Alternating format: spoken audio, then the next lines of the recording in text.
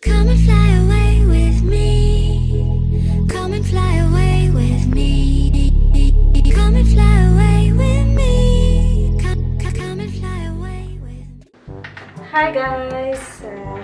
Today is Saturday.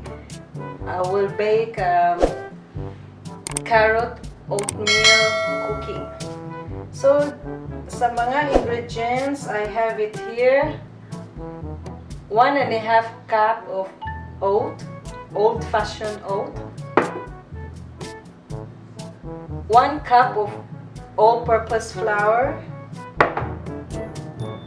Around 1.5 cup of grated carrot. 1/2 cup of melted butter. 1 egg. 1/2 cup of sugar. I'm using stevia. I have it here, raisin. 3/4 teaspoon of baking powder. 1/2 teaspoon of baking soda. 1/4 teaspoon of cinnamon. 1/4 teaspoon of ground ginger. 1/4 teaspoon of salt, and 1 tablespoon of vanilla. Now we will start with the egg.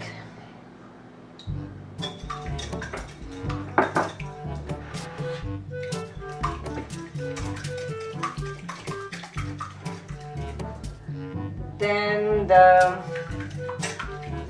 melted butter.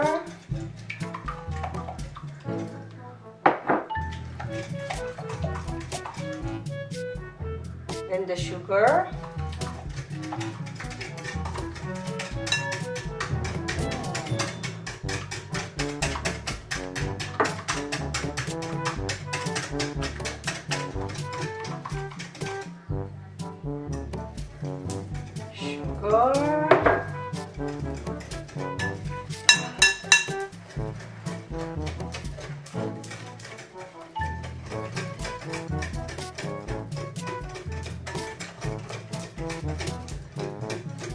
And then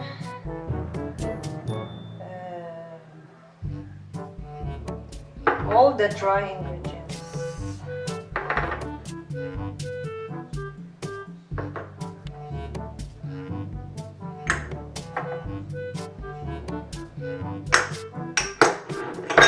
Oops.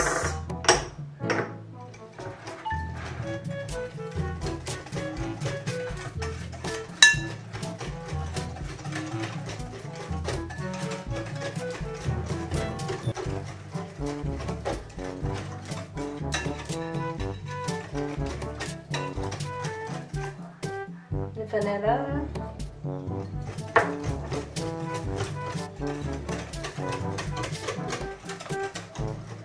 So now, i-mix ko na, i-add ko na yung flour. So, mas gusto ko yung spatula. So, I will add the flour.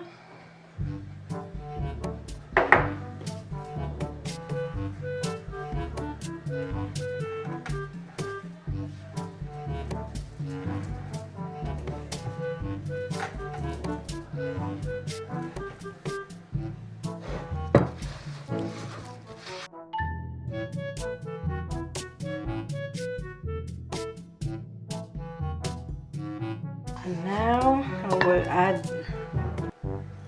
the oatmeal.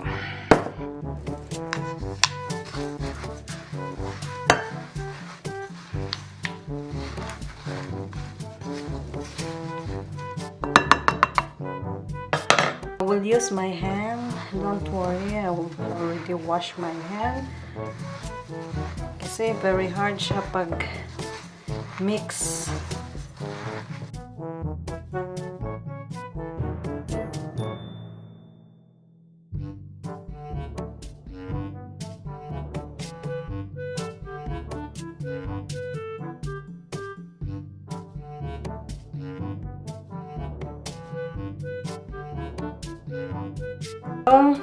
nag-scope ko lang yung nag-start na ako at kailangan siya na may space.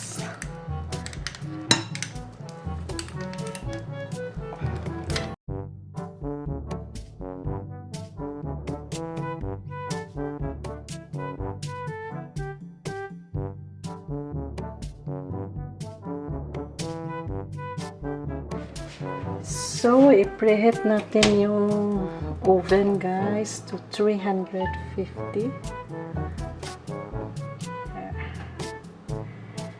Hintayin lang natin yan. And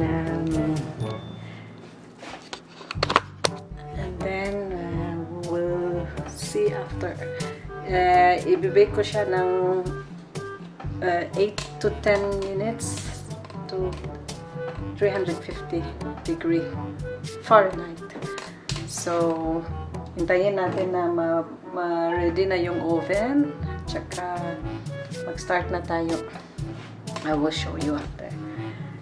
Meron pala ako dito, guys. So, yung pepper, red pepper.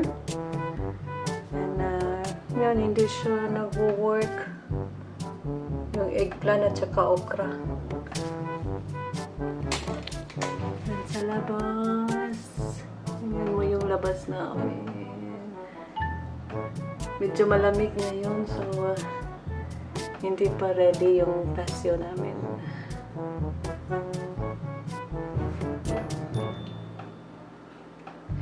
So, babalikan ko kayo, guys, pag ready na, okay?